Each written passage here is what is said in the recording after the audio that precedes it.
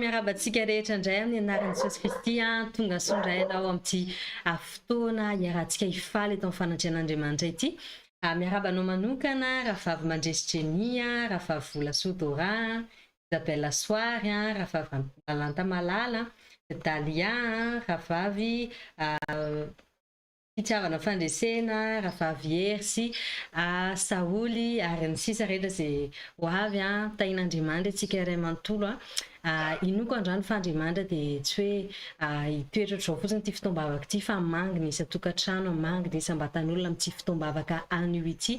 Ary tononoko aminao androany fa anjaranao ny teny, anjaranao ny fananarana, anjaranao ny secret ary androso ianao amin'ny fiainanao. Ary araka ny lohateny amin'ny volana ity dia tena hoe hiteraka tokoa ianao zavatsoa, zavatra tsara rehetrarehetra amin'ny fiainanao. Ankehitriny dia te hanentana antsika sy ianao raha mba mety tompoko dia andao hiara izara an'izao fotoam-bavaka izao. Atombokantsika eto amin'ny Facebook, amin'ny Messenger, amin'ny namantsika, amin'ireo olo-pantatra. Aoka tena hoe ho fitahiana ho an'ireo namana manodidina ianao satria Andriamanitra dia nanokana anao ho tahiana mba ho fitahiana ho an'ny hafa. Ankehitriny ihany koa dia manasa anao raha mbola tsy vita tompoko dia aoka tena hoe ivonina tsara mihitsy ny fonao, ivonina tsara mihitsy ny fanahinao, ivonina tsara mihitsy ny mombanao ray manontolo. Satria rehefa eto Andriamanitra dia tsy miala maina, tsy taky ny idirana ity ihany ny voahana fa izy anao zava-baovao, zavatra lehibe tokoa, zavatra mbola tsy takatry ny saintsika no tanterahany. Ka androany aoka ianao ivonina tsara manomboka amin'ity androany ity. Amin'ity fivoriam-bavaka ity moa tsika dia hiara hivavaka, hiara metraka fotoanam-piatan'Andriamanitra, hiara hiderana azy, hiara hiankohaka anazy, hanandratra anazy, hiara hanatra fanatra eo anatrehany ary indrindra andray ny teny izay teny hanina velona ho antsika indray amin'ity androany ity.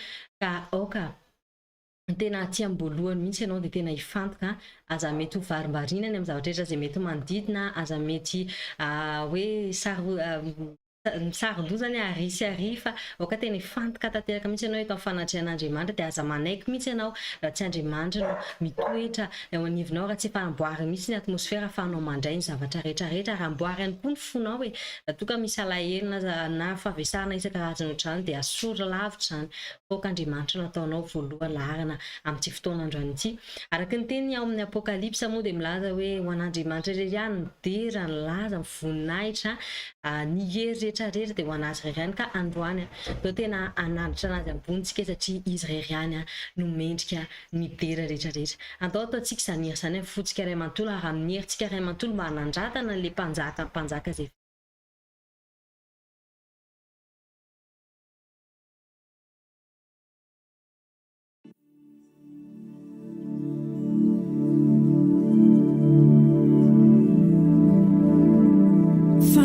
Jehovah ka mendrika ho teraina indrindra sady mahatahotra fa ambony ny Andriamanitra rehetra, fa ny Andriamanitra ny firenena dia tsinotsinona, fa Jehovah no nanao ny lanitra, fa mirapiratana sy voninahitra no eo anatrehany, hery sy fahatsara-tarehy no ao amin'ny fitoerany masina. Andriamanitra mendrika indrindra ny Andriamanitra ivavahanao. Asa hoe fiankofana manahoana no entinao eo anatrehany.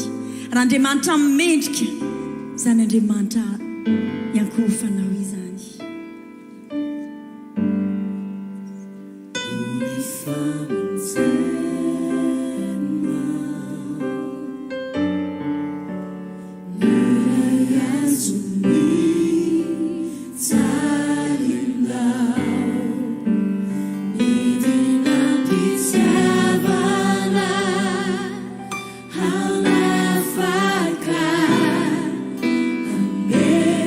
Swag.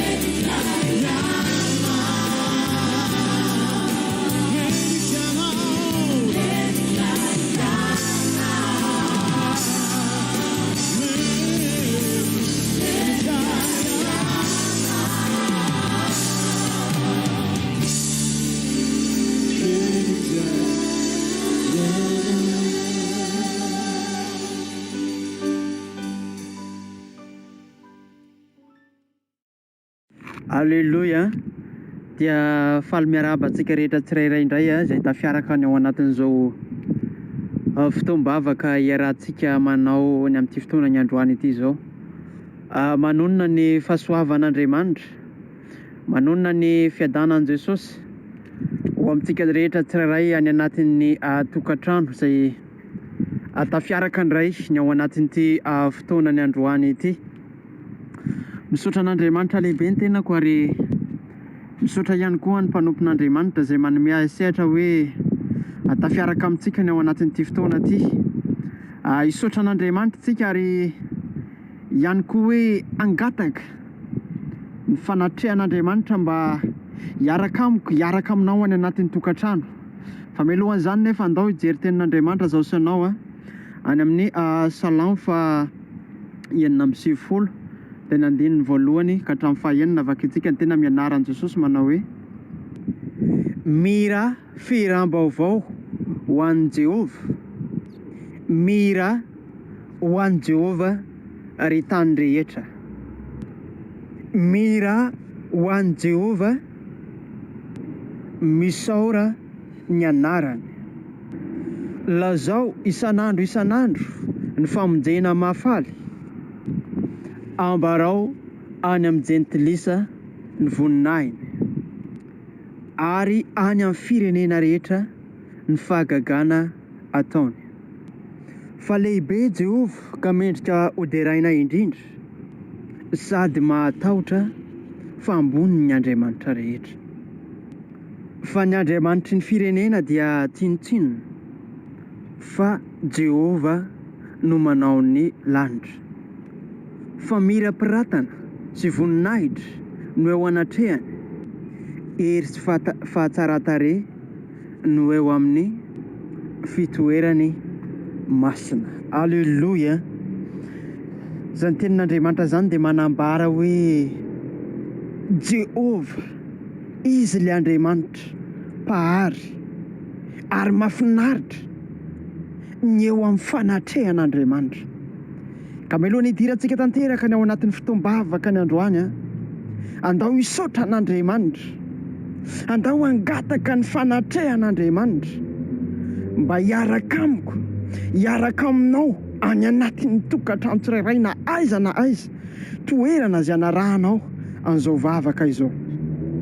Misaotra anao zay Jehova Andriamanitra, ianao no derainay, ianao no ankalazainay, ianao no isaoranay Jehova raha tafiaraka izahay ao anatin'izao fotoana androany izay ahafahanay miray saina miaraka amin'ny vavaka izao. Misaotra Jehova satria tena hoe fahasoavana, tena hoe fitiavanao tombon'andro raha mbola manana indray ny fotoana tahaka an'ity fotoana ny androany ity. Misaotra ny fitiavanao, misaotra ny fandaharanao, misaotra ny amin'ny zavatra rehetra Andriamanitra, satria tsampanay raha tonga eto izay tsy noho ny herinay Andriamanitra, fa efa programanao ny hitondra famonjena, hitondra fanafahana, hitondra fiainana indray ho anay rehetra tsirairay avy. Andriamanitra mangataka izay ao anatin'ity fotoana ity, isiny fanatrehanao na eto amin'ity toerana ity, any amin'ny toerana izay andraisan'ireo hanabavy rahalahy tsirairay avy izao vavaka any live izao. Andriamanitra, aoka ny kasiky ny fanahy masinao, aoka ny fanatrehanao magaga no any amin'ny toerana tsirairay avy Andriamanitra, ka araka ny teninao fa fahatsara-tarehy, voninahitra ny eo amin'ny fanatrehany Andriamanitra. Jehova Tompo, miandrandra tanteraka izay ny amin'ny fanatrehanao ny ao anatin'izao fotoana izao, ka na iza andre na iza manaraka an'izao fotoana izao dia handray ny fahatsarana avy aminao rehetrarehetra Andriamanitra. Misaotra raiko amin'ny anaran'i Jesosy. Amen.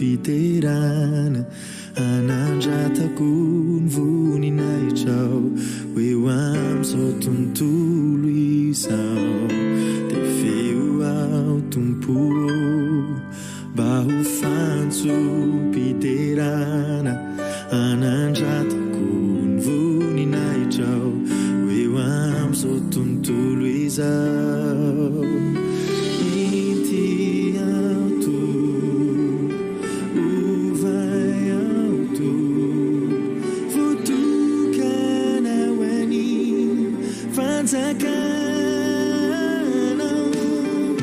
ka ny androko rehetra ho anao tsisy fetra dia hitoetra antranonao lalandava mandaniko ny atanorako ny foko meko anao mba ho fonenarao dia ho feno faratry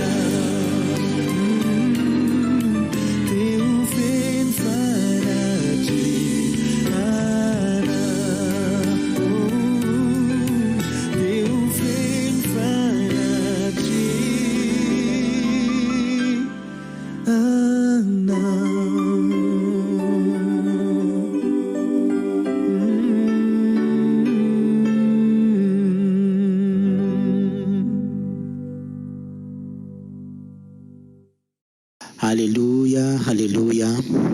Faly miarabantsika rehetrarehetra zanaka Andriamanitra mpandresy rehetrarehetra mpanaraka an'izao fotoana izao indray antenako amin'izao fotoana izao. Ny rahalahinao, ny anadanao fetra no mitarika anao amin'izao fotoana izao. Eny voalohany indrindra ihany koa dia misaotra an'Andriamanitra lehibe ao raha mbola amin'ny fahafahana ahafahako mbola manompo azy indray amin'ity androany ity. Ary koa misaotra ny mpanompon'Andriamanitra mivady eo dia Dr Rina izay mbola nanome fahafahana sy nanome sehatra ahafahako mivelatra amin'ny asa fanompoana toy izao. Ito mivavaka tsika raha lasana bavaka mialohan'ny vavantsika nefa dia hamaky tenin'Andriamanitra aloha tsika mba fitariana tsika ao anatin'izany. Tenin'Andriamanitra voalohany hovakentsika dia hitantsika ao anatin'ny boky Matio. Matio 5:15. Matio 5:15 izay mivako toy izao amin'ny anaran'i Jesosy manao hoe sambatra ny madio am-po fa izy no ahitan'Andriamanitra. Amen.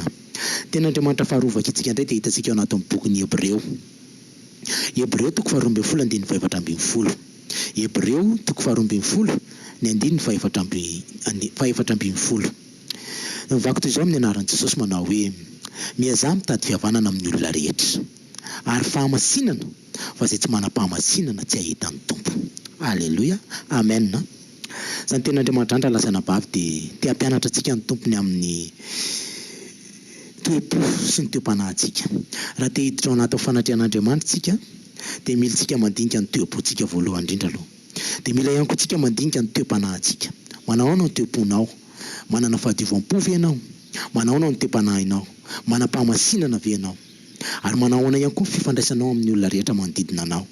Ten'Andriamanitra dia milaza koa any amin'ny ten'Andriamanitra dia milaza ihany koa manao hoe ataontsika ahoana moa ny fitian'Andriamanitra izay tsy hita masontsika, raha ny fitiany rahalahy sy ny anabavintsika izay hita masontsika raha tsy vitantsika. Ka raha hivavaka tsika amin'izao fotoana izao dia andinika ny toe-pontsika isika ary andinika ihany koa ny toe-panahintsika. Asandrato ary mivavaka amin'izao fotoana izao. Raha io mbola misaotra anao izay amin'ny anaran'i Jesosy zanakao. Mankasitraka anao izay ary midera sy mankalaza mamehy voninahitry ny anaranao izay satria mbola amenao fahafahana hatrany izay ary mbola amenao fotoana hatrany izay ahafahanay manompo anao. Ahafahanay koa mbola midera sy mankalaza ary mamehy voninahitry ny anaranao amin'ny fotoam-bavaka tahaka izao. Ankehitriny anefa izay iray raha hiditra ao anatin'izany atao hoe fanatrehanao izany izahay. Raha hivavaka hanompo anao eto amin'ity toerana ity izahay amin'ity fotoana androany ity.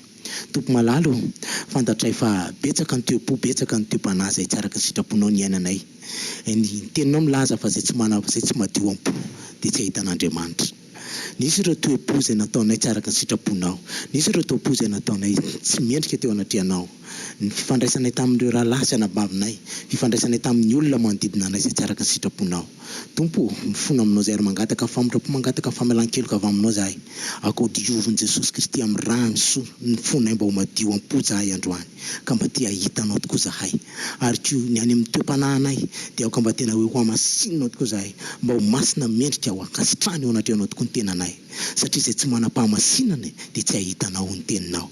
Ka izay rehetrarehetra mety hiendrika zavatra maro samihafa mety hoe tsy araka sitraponao ny iainanay, na tamin'ny avinavina na tamin'ny toe-po lolo-po mifankahalana, ireo karazana fitondratena tsy mendrika rehetrarehetra nataonay tamin'ireo rahalahy bavy manodidina anay, dia hifonanay tao anatrehanao izany araka tahanay famindra-po, angatanay famelan-keloka avy aminao Jesosy, hoe mamindra fo aminay, mamelany heloka ahy, ary tianao mivavaka tahaka ny Davida mpanomponao izay amin'ity androany ity hoe amorony fo madio ao Andriamanitra, avoziorina marina fanahinay ato anatinay. Dia raha hiditra ao anatin'ny fanatrehanao izahay dia mba amin'ny toe-po madio tompo ao nidiranay ao anatin'izany fanatrehanao izany, mba amin'ny toe-panahy masina sy mendrika kasitrahanao tokoa nidiranay ao anatin'izany fanatrehanao izany tompo malala ho, dia mba tena hoe ho tafaray aminao izahay, ka ny hevitrevitra maro samihafa izay mety mampisaraka anay aminao, ny toe-ponay tsy mendrika, ny toe-panahinay tsy mendrika, dia ho diovinao fonay ary ho hamasinanao izahay tsirairay avy amin'izao fotoana izao, ahafahanay miditra marina tokoa anatin'ny fanatrehanao amin'ity fotoam-bavaka androany ity. Halleluia. Dia misaotra anao izay, mankasitraka anao izay ray masina tsara indrindra ho anao ny dera, ho anao ny haja, ho anao voninahitra mandrakizay misaotra tompo malalo. Amen, amen. Alleluia. Dia mbola mpifaliana lehibe raha lahatra anabava no anonana ny fahasoavan'Andriamanitra amintsika tsirairay avy. Misaotra ny tompo lehibe indray androany noho ny amin'ny fahasoavany sy ny amin'ny famindrapony amin'ny fitahiny rehetra mbola ahafahana indray manatanteraka ny asa fanompoana amin'izao fotoana izao, ary sorana manokana ihany koa ny mpanompony izay mesehatra hatrany ahafahana mivelatra amin'izao fanompoana n'Andriamanitra izao. Tonga amin'ny fotoana izay hano izantsika ny vavaka indray tsika amin'izao fotoana izao, ary andaosika ijery tenin'Andriamanitra avy hatrany mialohan'izany vavaka izany, ary ny tenin'Andriamanitra izay jerevantsika dia hitantsika atao amin'ny boky ny Mateo toko 9:20 andiny 9:20 ka hatramin'ny 10:20 izay mivaky toy izao ny teny amin'ny anaran'i Jesosy Kristy manao hoe lazaiko aminareo marina tokoa, na inona fehezinareo etỳ ambony tany dia ho fehezina any an-danitra, ary na inona vahanareo etỳ ambony tany dia ho vahana any an-danitra. Ary lazaiko aminareo koa, raha misy roa aminareo mifanaika etỳ ambony tany, na amin'inona ka hangataka izany dia ho azony avy amin'ny raiko izay any an-danitra izany. Fa na aiza no iangona ny roa na telo amin'ny anarako dia eo afovoany aho. izany tenin'Andriamanitra androany andaotsika hivavaka androany satria manam-pahefana zasy ianao amin'izao fotoana izao efa nomen'Andriamanitra sy ianao ny fahefana ary manana safidy isika handrodana sy handrava ary hanongotra ihany koa zay rehetra nambo leny fahavalo eo amin'ny fiainantsika tsirairay avy andaotsika hivavaka androany andaotsika tena iantsoantso androany apiasa izany fahefana zay efa nomen'Andriamanitra asanao zany arodany zay tokony arodana ongoty zay tokony ongotana aoka hoe aoka tsy iaina ao anatin'ny karazana fatorana ianao androany fa manam-pahefana ny ho sambatra ianao manam-pahefana ny afaka ho iaina ao anatin'ny fifaliana ianao amin'ity androany ity asan-drato ny vavaka ao amin'izao fotoana zao ary makasitraka anao raiko amin'ny anaran'i Jesosy Kristy manome voninahitra ary midera ny anaranao zay androany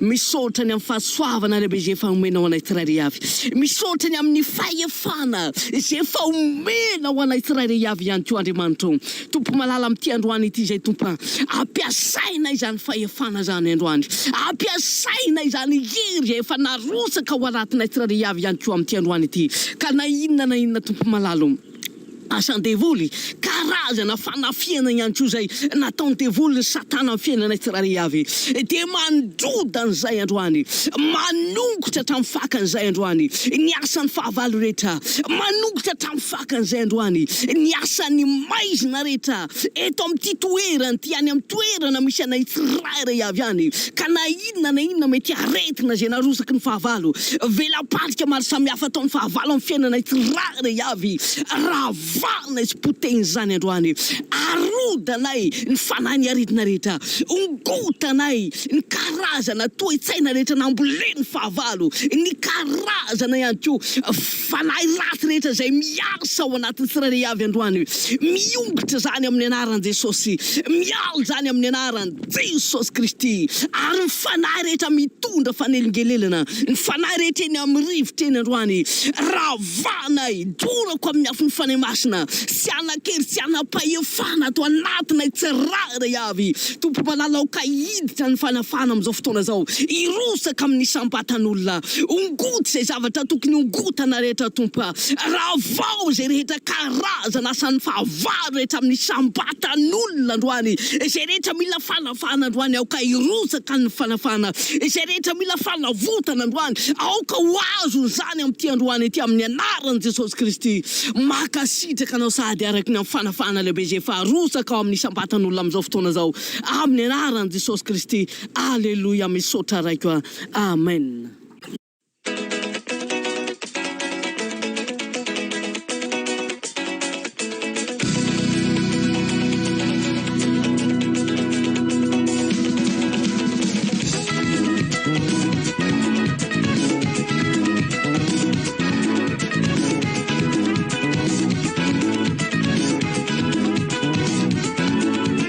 Zaina veto,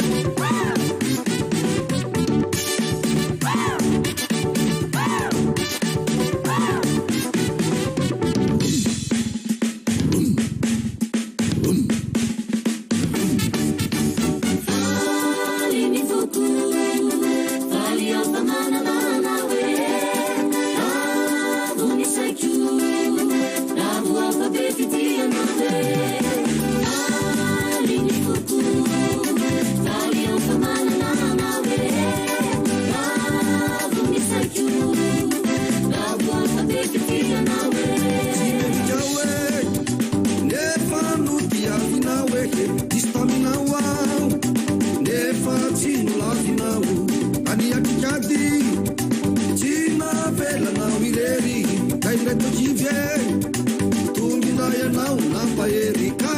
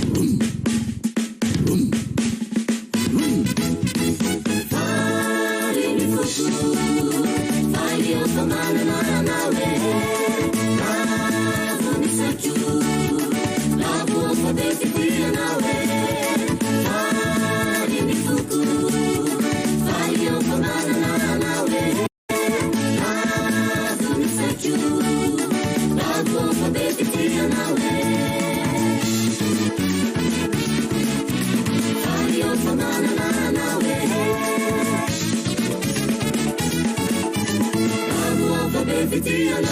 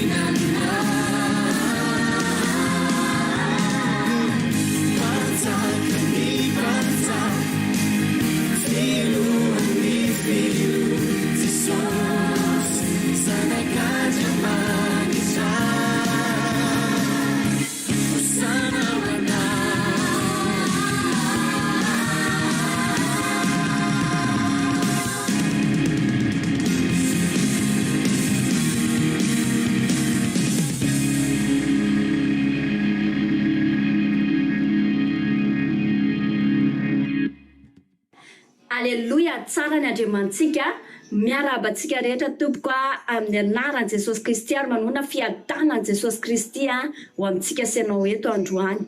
Tonga fotoana fanatitra sy ampafolo-karentsika, fotoana fitahina, amen. Mirary amin'ny anaran'i Jesosy Kristy fa tena hotahina antsika senao eto androany amin'ny alalan'ny fankatoavantsika ny tenin'Andriamanitra. Ary isaorantsika lehibe Andriamanitra satria safidy asa ianao indray izy eto androany hanompo anazy mbola ampijoroantsika dia no fahasoavany famindrapony ary fitiavany dia mendrika izy raha isaorana ary mendrika izy raha ankalazaina. Ary isaorana ihany koa mpanompon'Andriamanitra izay manome fitokisana hatrany ao anatin'ny asa fanompoana dia mankasitraka indrindra tompoko avy hatrany dia andoantsika maka tenin'Andriamanitra ao amin'ny Genesis 4:1 ka hatramin'ny 5 vakina amin'ny anaran'i Jesosy Kristy ny amin'ny Kaina sy Abela.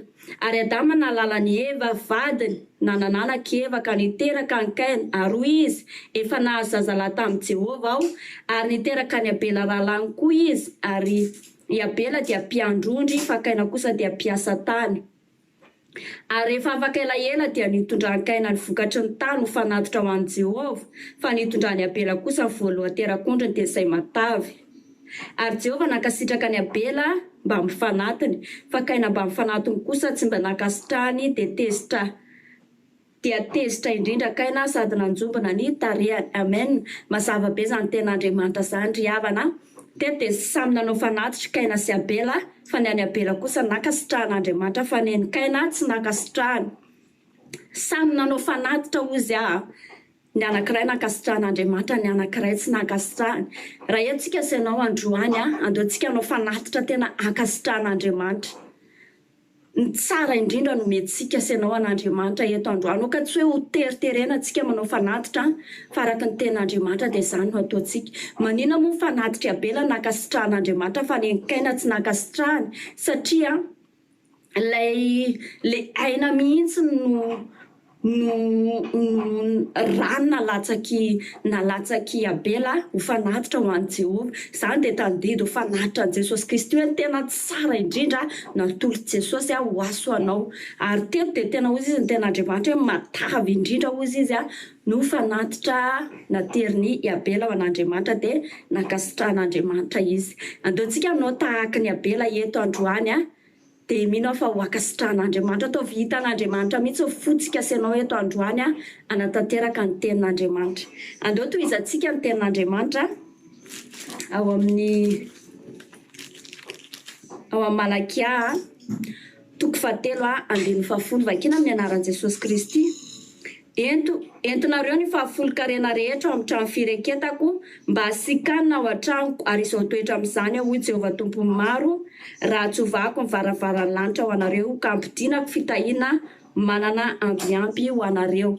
Amen. Eto ny ten'Andriamanitra dia mandidy asa anao hitondra ny ampafolo-karena ao amin'ny trano fireketan'Andriamanitra. Ary eto Andriamanitra dia miteny mba hasikanina ozy izy ao an-trano ary izao toetra amin'izany ozy izy raha tsovako ny varavaran'ny lanitra ho anareo ka ampidinako fitahina manana ampiampy ozy izy ny tenin'Andriamanitra. Manana ampiampy ozy izy ny tenin'Andriamanitra dia andeontsika hitondra ny ampafolo-karenantsika androany dia mino fa araka io tenin'Andriamanitra io izao toetra ozy izy ny tenin Jehovah. Izy indray no miteny antsika izao toetra amin'izany ozy izy. Rehefa manao ampafolo-karena ianao, rehefa manao fanatitra ianao amin'ny fotoana ianao mivavaka amin'Andriamanitra, afaka mampatsiahy an'izany amin'Andriamanitra ianao. Tsarovy dada ny fandehanako teo anatrehanao tamin'ny fankatoavako ny teninao. Afaka manao an'izany ianao fa Andriamanitra dia tena mahita izy ary Andriamanitra matoky ny Andriamanitra antsika. Ndeontsika mbola maka tenin'Andriamanitra ray vakitsika farany tenin'Andriamanitra ao amin'ny Koritiana 2:7 andininy 7 ka hatramin'ny 8 vakitsika amin'ny anaran'i Jesosy Kristy. Ary ao ka ny olona rehetra samy hanao araka izay niny fony avy, tsy amin'ny alahelo na faneriterena fa mpanome fifaliana no tian'Andriamanitra.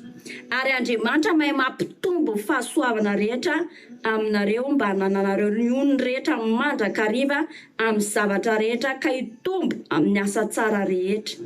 Amen. Izany ten'Andriamanitra ry havana. Ozy izy ny ten'Andriamanitra hoe samy anao arak'izay niny fony avo izy tsy amin'ny alahelo na faneriterena fa mpanome ampifaliana no sitrak'Andriamanitra. Andaontsika anao fanatitra tena ampifaliana ampitiavana eto androany ho an'Andriamanitra dia mino fa akasitrahan'Andriamanitra tahaka fanatitra izay nataony Abela dia izany no ataontsika sy ianao eto androany. Ka tena hitan'Andriamanitra mihitsy mifotsika hoe falitsika manao an'izany fanatitra sy ampafolon-karena izany eto androany. Ary izy ny ten'Andriamanitra hoe izy mahay mampitombo ny fahasoavana rehetra aminareo mba hanananareo ny ony rehetra mandrakariva ozy izy amin'ny zavatra rehetra. Andriamanitra tsy niteny amin'ny zavatra amin'ny sakafo na amin'ny fahasalamana na amin'ny zanaka fa ozy izy ny ten'Andriamanitra hoe amin'ny zavatra rehetra mihitsy izany dia ampitomboan'Andriamanitra izany. Dia andaontsika senao eto androany tena hanao an'izany. Eto fanatitra anao asandrato fanatitra anao amin'ny tananao ankavanana dia andaontsika nantona an'Andriamanitra amin'izao fotoana izao. Ifonantsika aloha voalohany indrindra ary anolotra ny tenantsika itsika mba tena hoakasitrahan'Andriamanitra fanatitra voalohany indrindra dia mifotsika izany. Ary avy eo atolontsika anazy izany fanatitra izany mba tena hoe hoakasitrahany dia tena hotahianantsika senao hoe ao anatin'izany fanatitra sy ampafolon-karena izany dia asandrato ary feo antsika amin'izao fotoana izao. Raha amin'ny anara-maherinao Jesosy mankasitraka anao izay Andriamanitra midera ny anaranao masina indrindra izay. Tombontsoa lehibe mbola omenao anay Andriamanitra ahafahanay manantona anao ahafahanay mbola manompo anao Andriamanitra tena tombontsoa izany ka mendrika isaorana ianao ary mendrika hoderaina ianao. Tonga eto anatrianao izay Andriamanitra anao fanatitra izay. Voalohany indrindra Andriamanitra dia mangataka famindrapo mangataka fifonana anatrianao izay satria tsy marina tsy tanteraka izay Andriamanitra. Nefa izay anao fanatitra eto anatrianao. Mamindrafo aminay raha mbola misy lolopora mbola misy saina maloto Andriamanitra any anatinay any dia mamindrafo aminay. Raha mbola misy alahelo any anatinay any Andriamanitra dia mamindrafo aminay. Ary afao izay Andriamanitra ao anatin'izany. Mba tena hoakasitrahanao fanatitra anay eto androany.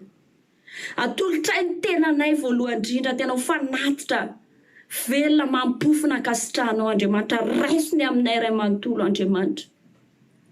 Atolotray ny fanatitra anay Andriamanitra tahaka fanatitra izay nataony Abela. Hitanao fody sy raray avy eto androany Andriamanitra. Okanao akasitraka izany fanatitra izany. Okanao akasitraka izany ampafolon-karena izany Andriamanitra. Ho voninahitry ny anaranao rery any. Raiso ny fanatitra anay ho emboka manitra mampofona akasitrahanao eto androany Andriamanitra. Mba tena ho tonga emboka eo anatrianao izany. Ka ho tahianao ny tsiraray avy tombo izay manatanteraka ny teninao eto androany. Amin'ny anaran'i Jesosy Kristy. Ary manona amin'ny anaran'i Jesosy Kristy fa mivaravaran'ny lanitra dia misokatra ho anao sy ny ankonanao. Dia rainay ny anaranao Andriamanitra satria masina loatra, marina loatra izany anaranao izany. Anao ny dera ny haja voninahitra mandrakizay. Misaotra satria afaka nanao fanatitra ho an'ny tenanay izay. Misaotra satria afaka nanao fanatitra amin'ny arena izay nampindraminao anay izay Andriamanitra. Eto koa izay dada dia mivavaka ho amin'ny mpanomponao mba omenao fahendrena toloranao saina izy ny ao anatin'izany fitantanana fanatitra sy ampafolon-karena izany Andriamanitra. Satria fantatray fa tsy mora izany Andriamanitra. Ianao ny asa ao anatiny Andriamanitra. Dia ho tahiana ao an-trano koa mpanomponao Andriamanitra amin'ny alalan'ny fitantanana izany ampafolon-karena sy fanatitra izany. Makasitraka anao izay Andriamanitra amin'izay ataonao sy izay ho ataonao sy izay mbola ho ataonao dia akasitrahanay anao izany. Amin'ny anaran'i Jesosy Kristy. Rahan'i Jesosy Kristy andrakotra izany fanatitra izany. Tera laza voninahitra dia ho anao rery Andriamanitra. Alleluia. Amen. Amen. Tsara ny Andriamantsika. Aprimo tsara ny fanatitra antsika dia misy ny toromarika izay omeny mpanompon'Andriamanitra dia akatoavintsika izany. Andaontsika hifantoka hiditra hatrany amin'ny programa manaraka dia andao ary tompoko. Eto ianao fanahy masinao. Eto ny fanatrehanao. Eto ny fahefanao. Miandrandranao ny fona fanahy masinao. Miandrandranao ny fanahinay ny aminay tontolo fanahy masinao. Fanahina sinao avy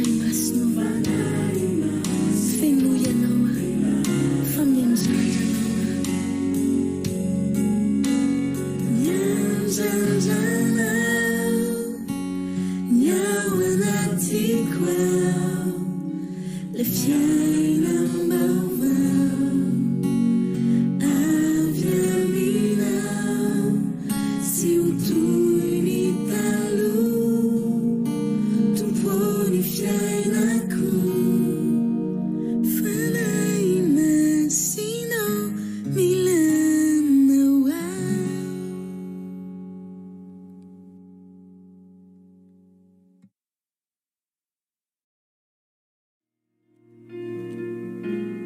tonga soa eto ianao Jesosy Tompo. Yeshua tonga soa amin'izao toerana izao anao Jesosy Tompo. Ianao lay tompo filonay. Ianao lay antony ivelomanay. No anao na tonga izao fotoana izao hariva izao. Anandratra anao izay. Ame voninahitra anao izay. Ankalaza ny anaranao izay. Izay rehetra tonga ety anome voninahitra ny anaranao Jesosy Tompo. Misandrata avo eto anivinay. Tsangano tananao dia anamasina an Jesosy tsika eto amin'ity toerana ity.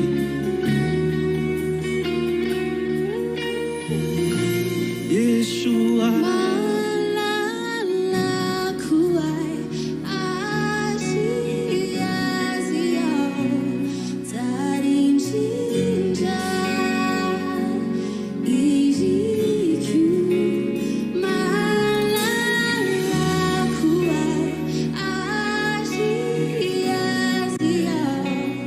Thank you.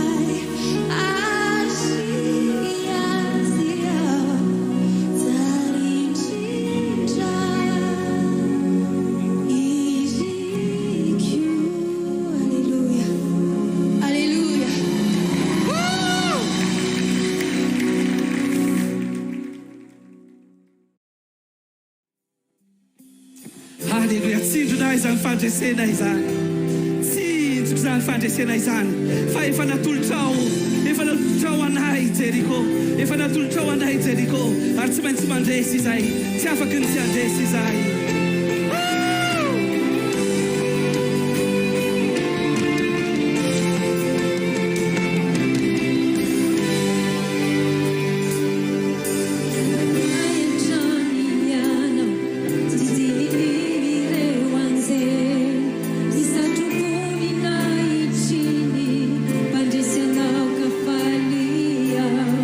Pamoja na pia ruwaji, pamoja sisa kazi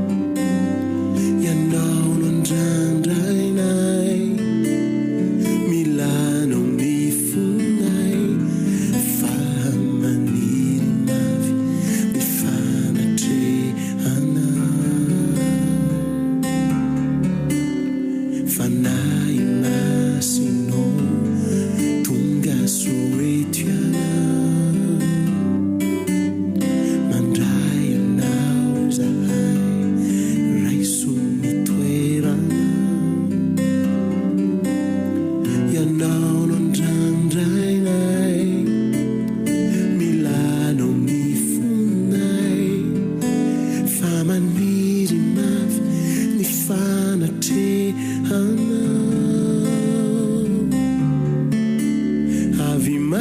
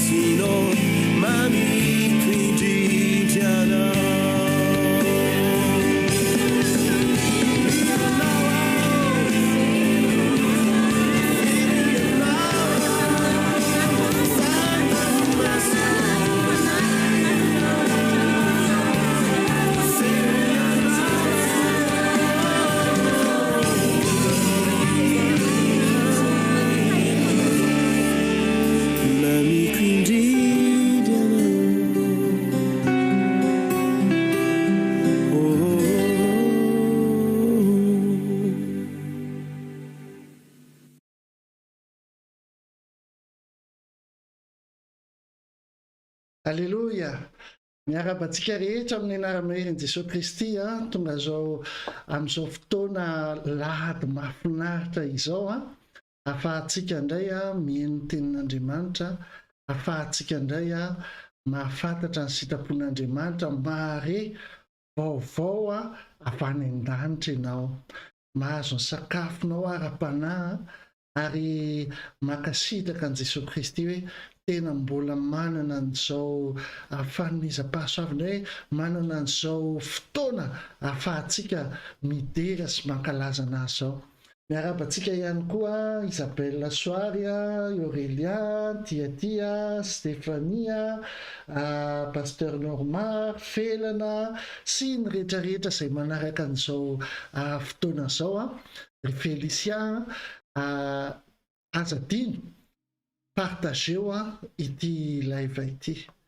Ny antony satria tiantsika hoe ho avy-tsy ho ela Jesosy, satria ny tenin'Andriamanitra miteny hoe rehefa voatory zao vaovao filazany tsara zao amin'ny tany rehetra dia ho avy Jesosy. Dia tiantsika hoe voavonjy ny namantsika eo akaikitsika, tiantsika hoe mba mahazo vaovao tsara ihany koa ny namantsika, ny raharantsika, ny havantsika, ireo groupe rehetrarehetra izay misy atsika ireo oka zareo koa ahazo vaovao tsara. Dia mipartageo zao live zao satria tenin'Andriamanitra révélation velona avy any an-danitra no zaraiko aminao eto androany, ho fahasoavana ho anao, ho fahasoavana ho an'ny ankohonanao.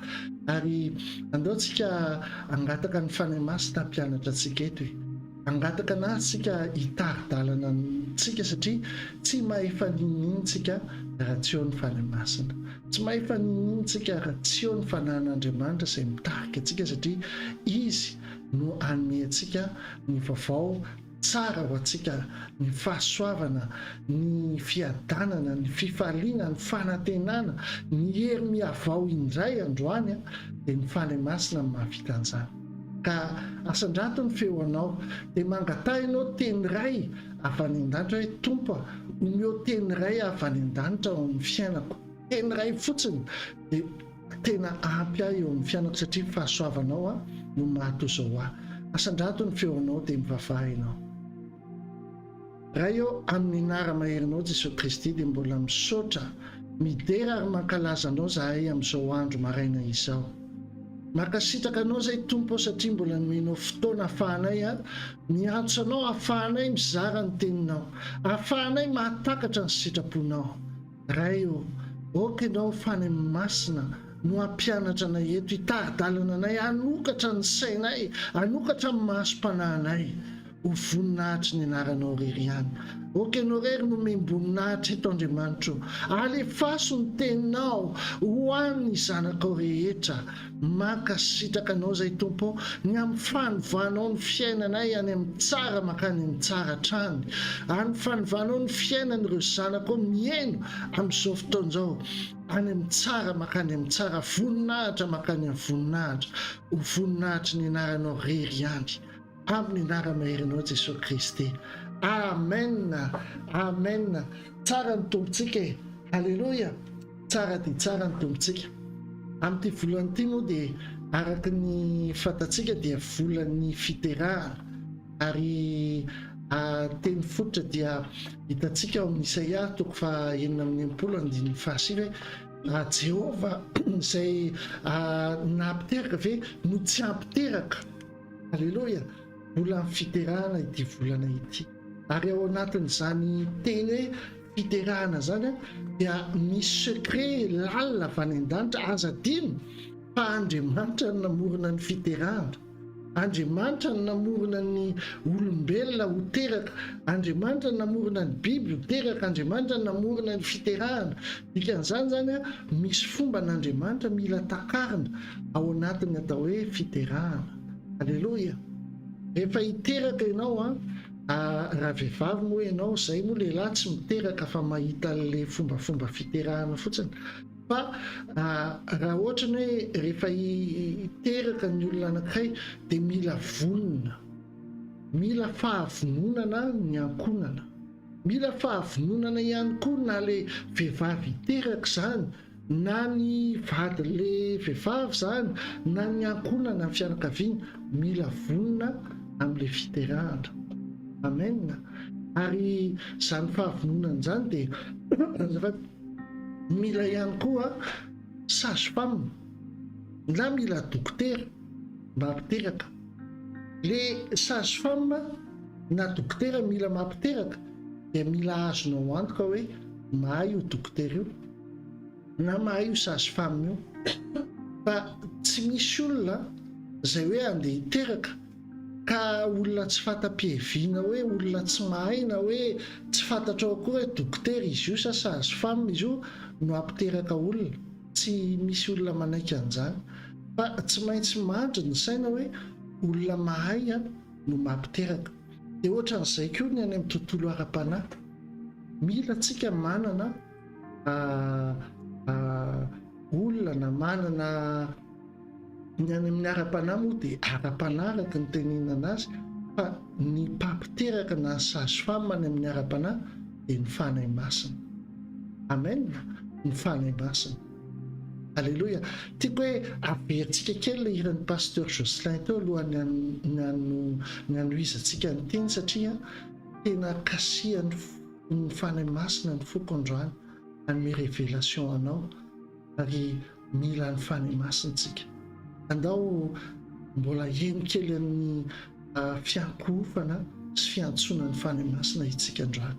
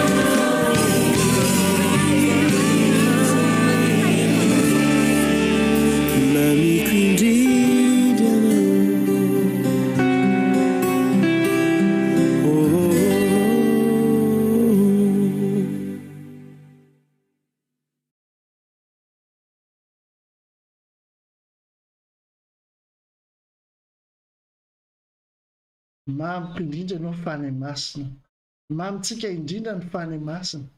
Arak'ilay nitenenina teo dia rehefa hiteraka ny vehivavy anankiray dia mila sage femme, mila olona mahay mampiteraka, ary mila ihany koa olona ampiterahana n'ilay olona raha ohatra ny hoe makany amin'ny klinika ianao na makany amin'ny hôpitaly.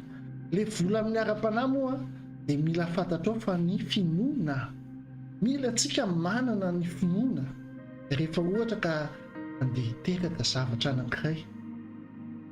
Ao anatin'ilay fiterahana nefa inona ny antony ilana an'ilay sage femme, ilana an'ilay dokotera, satria tsy amin'ny hery ilay vehivavy irery ny mampiteraka fa misy zavatra maromaro zany ao zay mahatonga anazy hiteraka. Tsy maintsy mividy le fanafody, tsy maintsy misy le sage-femme, tsy maintsy miditra hôpitaly. De ohatran'izay ihany koa hoe naiza jerentsika eto ambonin'ity tany ity, ny zava-miseho eto ambonin'ity tany ity dia misy fahendren'Andriamanitra miafina foana, ary ny fiterahana dia fahendren'Andriamanitra miafina. Alleloia. Ny fanahy masina no sage-femme ampiteraka eo amin'ny fiainanao. Alleloia. Fa mila ianao mila manana an'le finoana fa anao miteraka somatsara. Aza dinao fa Andriamanitra namorona fiterahana, zay mahatonga anazy miteny eo amin'ny Isaia 9:7 hoe izy no mahatonga ny fotoana hiterahana ka tsy ampiteraka ve izy. Andriamanitra no namorona ny fiterahana, ary fomba n'Andriamanitra ny hoe avany amin'ny zavatra miafina, avany amin'ny zavatra tsisy ninona no misy eo amin'ny fiainanao zany. Raha misy zavatra hoe tsy misy ninona eo amin'ny fiainanao dia hisy zavatra eo amin'ny fiainanao raha avelanao hiasa Andriamanitra. Jereva ngeny eo amin'ny Genesis 1:5 tamin'izany fotoana zany tsy nisy ninona, osy izy ny tenin'Andriamanitra Genesis 1:2 azafady 2 hoe tamin'izany fotoana zany ary ny tany dia tsy misy endrika sady foana ary aizina tambonin'ny lalina ary ny fanahin'Andriamanitra nanomba ny rano. Teo amin'ny fahaenina izy ny tena hoe misy mazava dia nisy ny mazava. Zany hoe miala avy tany amin'ny tsy nisy ninona, miala avy tany amin'ny zavatra tsy hita maso, kanefa ny fanahin'Andriamanitra efa teo, efa vonona ny ampiteraka, efa vonona ny ampiteraka amin'ny mazava, efa vonona ny ampiteraka ny atmosferan'Andriamanitra, efa vonona ny ampiteraka na olombelona. Alleluia. Spécialité an'Andriamanitra mihitsy ny hoe miala avany amin'ny zavatra tsy misy makany amin'ny zavatra misy. Alleluia. Eo amin'ny fotoana terahana nefa mila fantatra tsara satria fotoana saripady eo, fotoana saripady eo. Ny fahavalo tsy makasitraka nao hiteraka zany, tsy makasitraka ny zavatra ataonao, zavatra ataon'ny tananao hiteraka zany ny fahavalo. Ary eo ny ilayntsika fahaiza-manao ny fanahy masina. Eo ny ilayntsika ihany koa fiarovana. Rehefa hiteraka ny olona dia entina ambavaka mba ho arovana-Andriamanitra ny ainy, mba ho arovana-Andriamanitra le zaza, ho salama tsara ny reny sy ny zanaka, ho salama tsara ny enao sy ny asan'ny tananao, ho salama tsara ny enao sy ny fiainanao, ho arovan'Andriamanitra ny enao hiasa eo amin'ny fiainanao ny fanahy masina. Amen. Fa maninona tsika mila fiarovana? Maninona tsika ny tsy mandeha araky ny saintsika sy araky ny herintsika satria tsika tsy namorona an'ilay fiterahana. Andriamanitra namorona ny fiterahana. Ary ny fahavalo mahafantatra an'io tsy afaka manakana ny fiterahana, fa inona ny azon'ny fahavalo atao dia miandraka endri-toana, hilatsaka le zaza dia hovonoiny le zaza.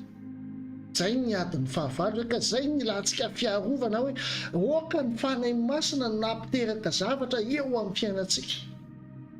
Hitanao tsy hoe tenenina fotsiny zany, fa any amin'ny tontolo ara-panahany izany nataon'ny fahavalo. Zay mahatonga ny olona hoe miasa mafy, miasa sasatra fa tsy misy zavatra mitsangana, tsy misy zavatra any satria noho ny amin'ny heriny sy ny amin'ny tanjany ny anaovany anazy. Fa ozy ny tenin'Andriamanitra hoe tsy ny amin'ny herinao, tsy ny amin'ny tanjakao, fa amin'ny fanahy koza Andriamanitra.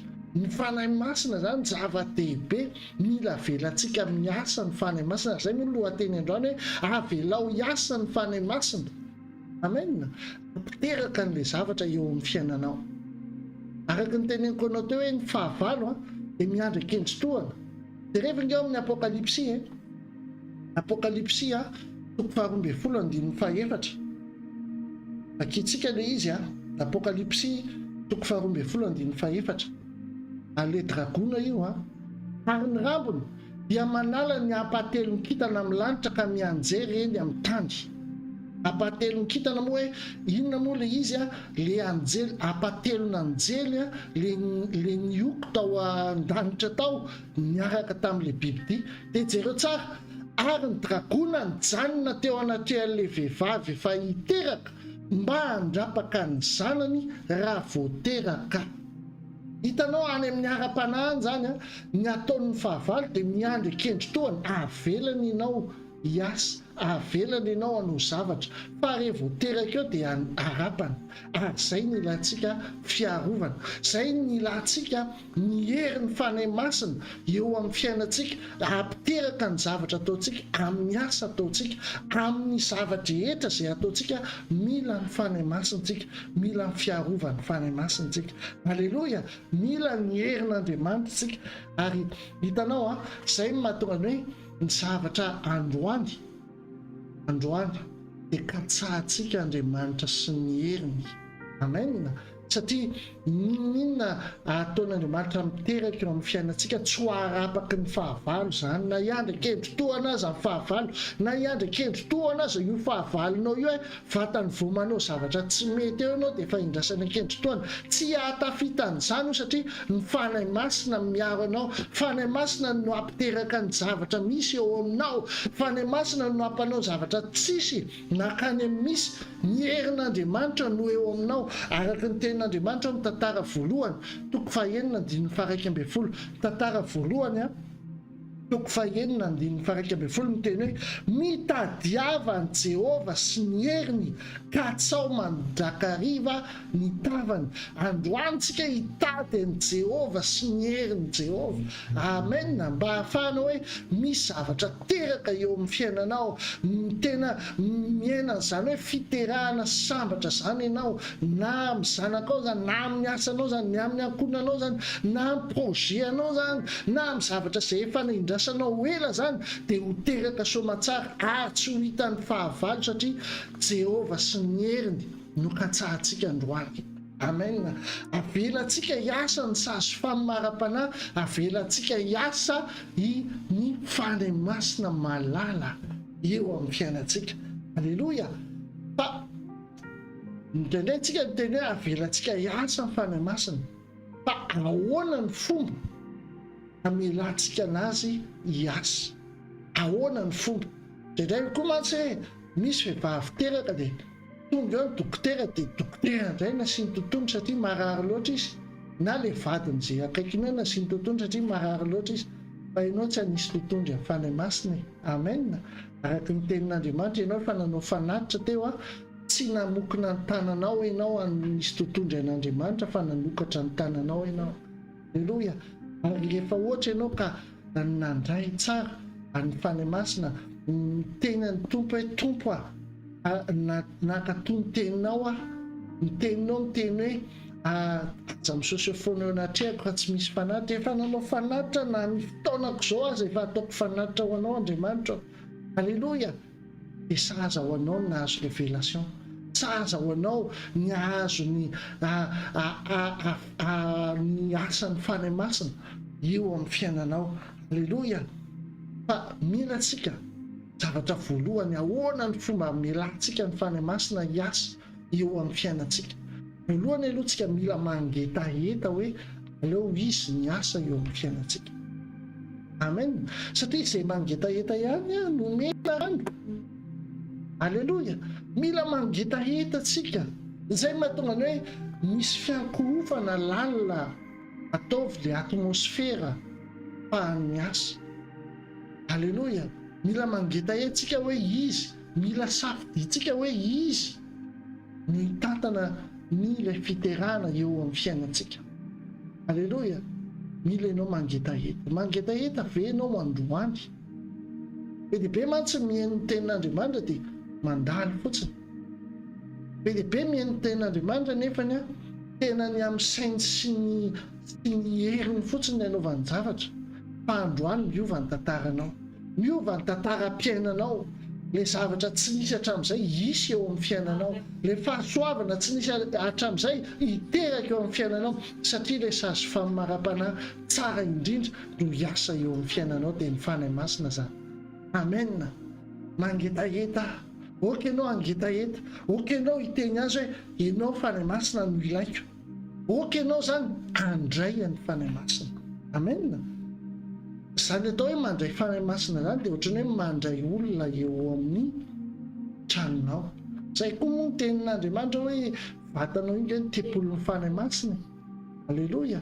Rehefa andray vahiny ve ianao dia ohatra hoe mikorotana be ny tranonao, ohatra hoe ny any amin'ny atina akanjonao hoanina eny amin'ny salonanao, tianao an'izany angamba ianao a, na koa hoe mandray olona ianao amin'ny salonanao dia zavatra mikorotambelona be mihitsy ny ao an-tranao, tsy anao an'izany ianao. Fa rehefa ohatra ianao ka mandray amin'ny fanahy masina dia mila milamina. Ahoana moa zany filaminana zany? Mila ianao miaina ao anatin'ny fahamasinana, satria ny fanahy masina ny teny sy langage azony ary ny toerana iasany dia ao anatin'ny fahamasinana. Amen. Ao anatin'ny fahamasinana. Ny tenin'Andriamanitra dia miteny mihitsy hoe mila ianao masina. Zany atao hoe masina zany possible zany, matoa Andriamanitra miteny hoe mila ianao masina dia possible zany. Levitikosy 20:20. Areo ka ho masina ay ianareo hoy Jehova, satria masina aho hoy Jehova, ary efa navako tamin'ny firenena samihafa ianareo mba ho ahy, ary na lehilahy na vehivavy izay manao azo tsindry zavatra na izay mpanao hatsarana dia atao maty tokoa itorabato azy ny olona ny rano. Fa ao amin'ilay Levitikosy le teo iny teny hoe oka ho masina ho ahy ianareo satria masina ho Jehova, ary efa navako tamin'ny firenena samihafa ianareo mba ho ahy. Ianao io zany miavaka. Amen. Ianao io zany le afaka mampiatrano ny fanahy masina, satria azonao atao tsara no masina, satria hoy izy Jehova hoe oka ho masina ho ahy ianareo Jehova. Zany hoe ianao le olona voatokana, aza gaga ianao raha ny mpiara-miasa aminao, ny olona rehetrarehetra manodidina anao a dia misy zavatra mety hiainany nefa tsy hainanao nefa ianao eo ihany. Mety ny olona mitotototra ianao nefa manana fiadanana, ny olona mitatakolaka ianao nefa faly, ny olona sahirana ianao nefa mahazo promotion, ny olona sahirana miteny hoe zao ny fiainanao nefa miteraka ary miteraka fahasoavana be dia be.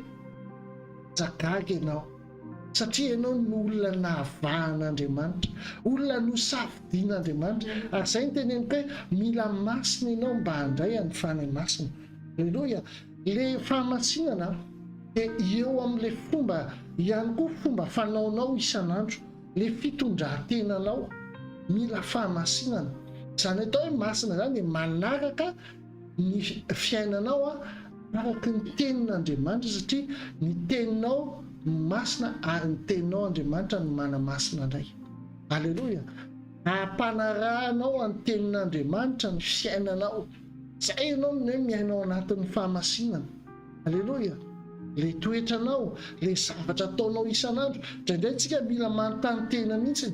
Ohatra hoe misy zavatra ataon'ny olona amintsika na tsy mitovy hevitra amintsika ny olona, na hoe tsy nanaraka ny fepetra ny tenentsika ny olona, dia iny dia tianao ve ho avahanao ve iny sa tsy ho avahanao iny? Teneniko anao fa zany atao miainao anatin'ny fahamasinana zany dia mila manana ny fon'Andriamanitra, mila manana ny fijerin'Andriamanitra, mila manana ny sain'Andriamanitra ianao. Alleloia. Zay ny ao anatin'ny Petera 1:15 miteny hoe fa araky ny fahamasinana ilay niantso anareo dia aoka mba ho masina koa ianareo amin'ny fitondran-tena rehetra. Amen. Oka ianareo masina amin'ny fitondran-tena rehetra. Alleloia. Zany hoe raha ohatra ianao ka handray ny fanahy masina eo amin'ny fiainanao, raha handray ny fanahy masina ianao mba hisy zavatra hiteraka eo amin'ny fiainanao, dia oka ianao ho masina, oka ny fitondran-tenanao ho masina hatrany. Alleloia. Ary rehefa miaraka amin'Andriamanitra zany dia zao, tsy hoe mandehandeha fotsiny ohatran'izao, Satana mivezivezy eny amin'ny tany iny amin'izao, izy koa tsy hoe eny amin'ny rehetrarehetra eny fa mivezivezy izy. Niteniny mihitsy tao amin'ny Job hoe avitaisanao izy Andriamanitra dia avy nirenireny teny teny an-tany teny. Aza mirenireny tsika, tsy fotoanantsika ilay mirenireny ary tsy tsika no mirenireny. Ho an'ny olona izay hoe andao hivoaka ho aiza, tsy fantatra koa hoe ho aiza fa dia ndao irenireny iny fotsiny. Tandremo fa tsy avy amin'Andriamanitra zany. Fa zao aza mirenireny. Fa rehefa mandeha isika dia mila mandeha eo ambany faneken'Andriamanitra. Alleloia. Mandeha eo ambany faneken'Andriamanitra. Raha misy zany toerana nasananao, raha misy toerana andehananao, dia mila ianao mandeha eo ambany faneken'Andriamanitra. Satria tsika mila manontany tena.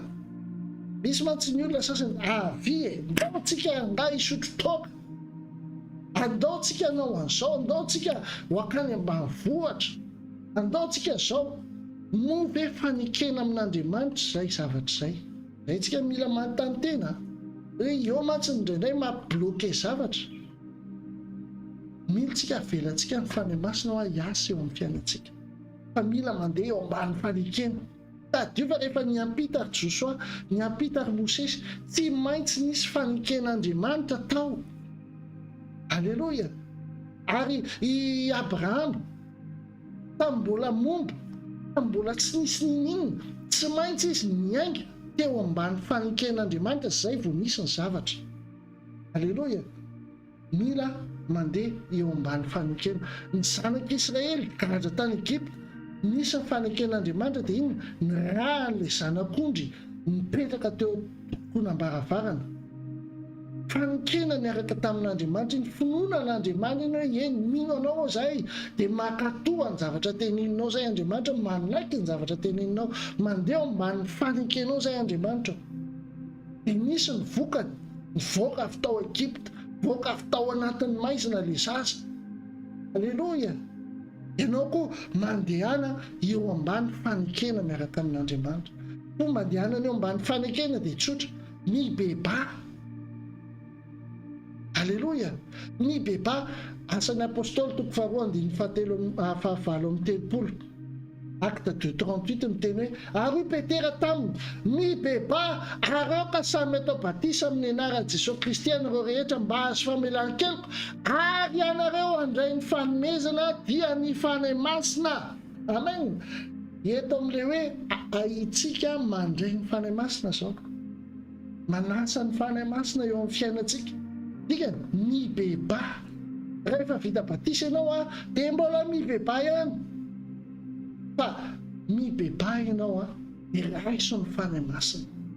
Alleloia. Iny zany famohanao varavarana fanahy masina eo amin'ny fiainanao dia mibebaka. Mahatsapa hoe misy fahadisoana nataonao teo amin'ny fiainanao, dia mibebaka ianao anatrehan'Andriamanitra. Ary tandremo fa rehefa dia azo famelan-keloka ianao dia mba mamela heloka ihany koa. Tsy mety ilay hoe mibebaka nefa ianao tsy mamela heloka. Tsia, mibeba ianao dia mamela ianao heloka. Alleloia.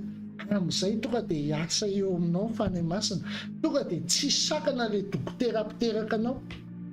Alleloia. Tonga dia tsisy mifiambahambahana. Alleloia. Ary tsarovy fa rehefa ohatra ka miaraka amin'ny tompontsika, rehefa ohatra ka miaina ny tenin'Andriamanitra tsika, dia tsy misy zavatra loa eo amin'ny fiainantsika. Zany fiterahana zany dia zavatra vaovao zany. WWT. Fanombohana fiainana vaovao, fanombohana zava-baovao, fa tsy fahafatesana zany. Tsy hoe zavatra loa zany, fa zavatra vaovao. Ka ny tenin'Andriamanitra rehefa teraka dia zava-baovao fa tsy loa. Petera voalohany 2:7. Petera voalohany 2:7 izay miteny hoe fa efa teraka indray ianareo, tsy tamin'ny vo mety ho loa, fa tamin'ny tsy mety ho loa, dia ny tenin'Andriamanitra izay velona sady maharitra. Amen. Zany hoe nateraka indray amin'ny tenin'Andriamanitra ianao. Zay ny tenena hoe matao batisa amin'ny anaran'i Jesosy Kristy, satria Jesosy Kristy ny tenin'Andriamanitra. Nateraka indray ianao, amin'izay ianao tsy mety lo tsony, ny zavatra ataonao tsy mety lo, ny zavatra avoakanao any tsy mety lo.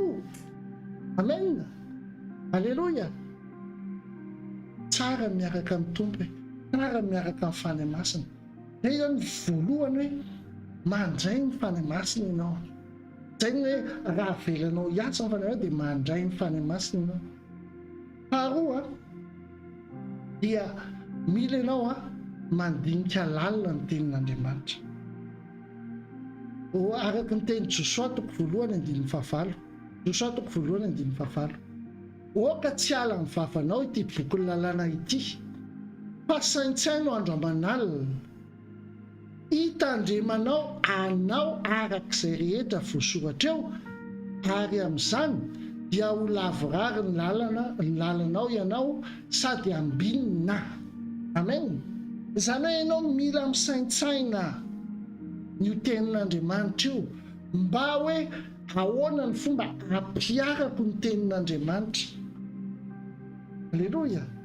Raha ohatra ianao ka teneninao hoe rehefa hiteraka ianao dia mila sokafana ny masonao hanao miteraka.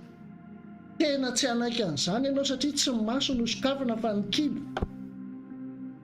Alleluia. Dikany satria inona any, satria fantatrao hoe ny kibo mila sokafana e. Fa raha hoe masonao dia fantatrao hoe dia ohatran'izay koa ny fahavalo indraindray miteny hoe izao no tokony atao, nefa tsy araka ny tenin'Andriamanitra zany. Fa mila fantatrao ny tenin'Andriamanitra mba hahafantaranao sitrapon'Andriamanitra, ary mila fantatrao hoe ahoana no ataoko mba hiaplikena ty tenin'Andriamanitra ity, mba hampiarana ny tenin'Andriamanitra eo amin'ny fiainako. Alleluia. Mila hampiaranao ny tenin'Andriamanitra, zay vao misy vokany eo amin'ny fiainanao. Fa tsy hoe mihaino fotsiny ianao. Raha mihaino fotsiny ianao nefa tsy mampiatra, dia reny ohatran'ny olona hoe mijery fitaratra reny dia adinonao ny tarehanao. Fa tena hoe mila hampiaranao ny tenin'Andriamanitra. Alleluia. Ahoana ny fomba anaovana an'izany? Mamaky teny iray ianao, dia io teny iray io hieritreretinao lalina ahoana ny hampiarako an'izy ity. Alleluia. Na vakianao 10 teny io, ary rehefa mamaky an'ilay teny dia tena ataovy mihitsy ohatran'ny hoe ohatran'ilay teny teo aza miteny hoe ozy izy ny tenin'Andriamanitra hoe inona hoe saintsaino ity tenin'Andriamanitra ity. Tsy izay fotsiny, fa tenenao mihitsy hoe Josoa toko voalohany 9:9 dia saintsaino andro aman'alina ity, oka tsy ala ny vavanao ity teny lalàna ity. Izany hoe ohatran'izay averinao ahoana ny fomba anaovako an'izany. Fantatrao nanana révélation tamin'ny Tompo hoe any amin'ny afina ny Tompo ny mampianatra anao. Inona moa ilay any amin'ny afina? Dia any amin'ilay lalina, zavatra lalina rehetra miafina, ny arena rehetra miafina, ny volamena miafina any ambanin'ny tany, ny diamondra miafina any ambanin'ny tany, ny arena rehetra, tena arena rehetra miafina daholo. Mila katsahanao, mila miditra lalina ianao ny tenin'Andriamanitra. Alleluia. Zay ilay hoe io ahoana ny hampiarako an'ity tenin'Andriamanitra ity eo amin'ny fiainako. Fa raha vitanao zay efa teneniko anao be dia be tsisy hahasakanao anao mihitsiny. Tsisy hahasakanao satria miaraka amin'Andriamanitra tsy misy zavatra tsy hay atao miaraka amin'Andriamanitra. Alleluia. Fahatelo, ahoana ny fomba hoe anasanao fanahy masina eo amin'ny fiainanao. Le voalohany teo le araka ny teneniko anao hoe mila mangetaeta ianao sy mandray anazy. Ny faharoa mila ianao mandinika lalina ny tenin'Andriamanitra. Ary ny fahatelo dia mivavaka sy ny fifadikanana. Alleluia. Ahoana tokoa moa no ahafahan'Andriamanitra miasa eo amin'ny fiainanao raha miavinavina amin'Andriamanitra ianao, raha tsy miresaka aminy ianao. raha tsy miteny aminy ianao aratsy ianao koa no mihaino azy. Le eo amin'le hoe mandinika ny tenin'Andriamanitra teo dia ianao le mihaino an'Andriamanitra amin'io. Tsy mila miteny ianao fa mamaky ny tenin'Andriamanitra dia misaintsaina ny tenin'Andriamanitra dia ny fanahy masina no miteny ianao hoe zao no tiako tenenina amin'io, zao ny fomba atao amin'io zavatra io, zao ny fomba piaranao amin'ny fiainana. Zay nge le hoe mahare ny tenin'Andriamanitra. Alleloia.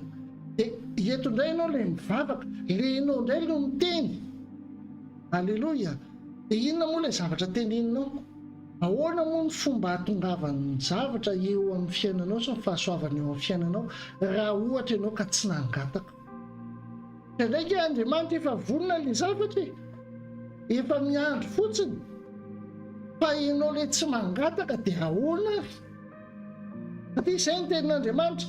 Matthieu 7:7, Matthieu 7:7, tsarovy ty tenin'Andriamanitra. Matthieu 7:7, mangatà dia omena ianareo, mitadiava dia ahita ianareo, donidony dia hovahana ianareo. Amen. Mangatà, mangatà. Zay le mivavaka, angatao. Marina na dia hoe indraindray izy manao vavaka mimi no fiteny anazy hoe meo foana. Fa le vavaka misy hoe mivavaka mimi mangatà, dia misy koa hoe mandondona, dia misy koa hoe katsao. Alleloia, misy samy hafa le vavaka. Alleloia, fa mila miresaka amin'Andriamanitra tsika. Mila manana fotoana manokana amin'Andriamanitra. Fantatrao ny hampafolo-karena tsy resa-bola ihany. Lehibe mantsy ny alerzika amin'ilay hampafolo-karena. Dia tena tsy raharahiana mihitsy satria aleo alerzika, satria aleo tsy alerzika aminay mpitondram-pivavahana fa alerzika amin'ny tenin'Andriamanitra ianao raha tsy mpanao azy. Satria tenin'Andriamanitra miteny an'izany. Dia izao rehefa ohatra ianao ka mivavaka amin'Andriamanitra dia mila ianao mangataka amin'Andriamanitra. Ho any amin'izy ary moa tsika nitodika, tsy any amin'iray tsika nitodika hoe zao mila an'izao zay, fa ao Andriamanitra fa zao ny zavatra ilainay. Za zao dia mivavaka mihitsy hoe tompo manomboka amin'ny oktobra io dia va ao amin'izay ny fiangonana fa ho avy zahay. Alleloia. Ary olona be dia be no voavonjy. Alleloia. Angatantsika ny fanahin'ny olona hoe voavonjy tongava ao am-piangonana. Alleloia. Raha misy zavatra tianao hivoaka amin'ny fiainanao, mangatà amin'Andriamanitra. Alleloia. Ary izany atao hoe sady mandinika ny tenin'Andriamanitra no mivavaka mangataka amin'Andriamanitra, miresaka aminy. Inona dikan'izany? Mifankazara amin'ny tsy tony dikan'izany. Mahatonga ny Job 21:22 miteny hoe 22:21 no miteny hoe mifankazara amin'ny tsy toy ianao dia hiadana, izany ny hahatongavany soa aminao. Ary rehefa mifankazatra amin'ny tsy toy ianao dia eo amin'izay ilay Jesosy miteny anao rehefa tonga eny amin'ny raolanitra hoe avy fa fantatro ianao. Alleloia. Ary ny tena mahafantatra mahatsara ny tompony rehefa mifankazatra aminazy ianao, rehefa mivavaka aminy ianao tsy mila hoe ny olona mivavaka ho anao fa ianao no mivavaka. Ianao io manokatra ny vavanao. Raha menatra ianao ny vavaka, ahoana izany hoe menatra n'ilay tompony tompo sy mpamonjy zany? Andana miafina any anatin'ny efitranao dia mivavaha ianao, mifandraisa amin'Andriamanitra, satria rehefa mifankazatra aminy ianao dia ho avy ny soa eo amin'ny fiainanao, hiteraka ny soa eo amin'ny fiainanao. Alleloia. Raha tsy vitan'izany fa rehefa mifankazatra amin'ny Jesosy ianao tsy misy fahavalo aharombaka anao eo amin'ny tanan'i Jesosy zany mihitsy. Zay ny teniny Jaona 10:19-20 hatramin'ny 17.